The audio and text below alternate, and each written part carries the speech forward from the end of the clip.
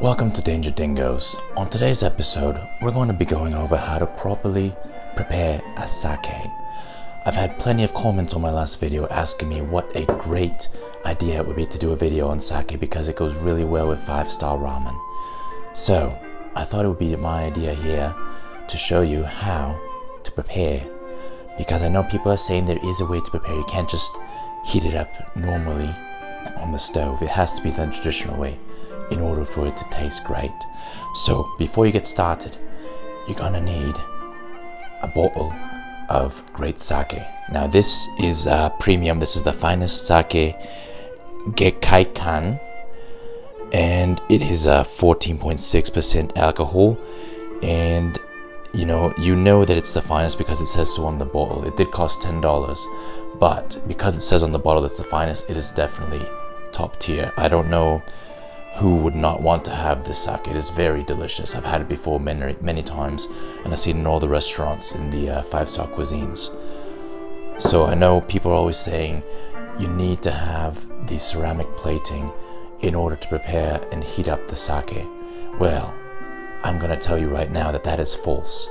I've been doing a lot of researching in the days and reading through the Ahogai teachings from the Fuji temple in Mount Fuji, and this is back from pre-samurai and shogun eras. And what I found in the readings is that apparently there was a alternate method that was used by the Japanese to prepare and heat up the sake prior to the ceramics, and I'm going to show you how it is right now. Alright, so to prepare the sake, it's very simple. First of all you need is basically a cup and a bottle of the finest sake, my preference being Gekkaikan from Tokyo. What you want to do is pour in the amount that you want.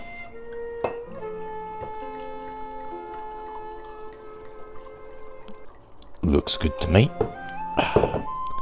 Put the lid back on so there's no accidents. Perfect.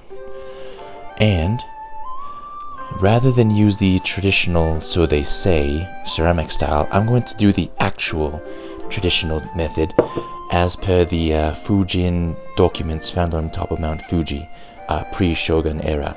What you're going to need is a microwave, because back in those days they had these as well. You open it up, pop the little bugger in there, and I like to put it for 40 seconds here. Ooh, that's a little much. 40. Bang. And that beeping in the olden days actually meant that the sake is ready. What we gotta do is open it up. Be careful not to spill any.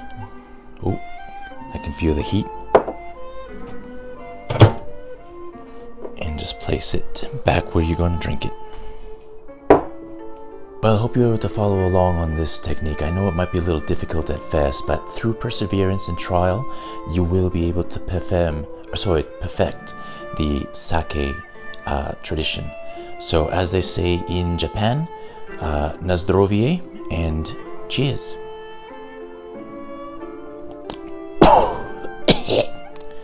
Lovely.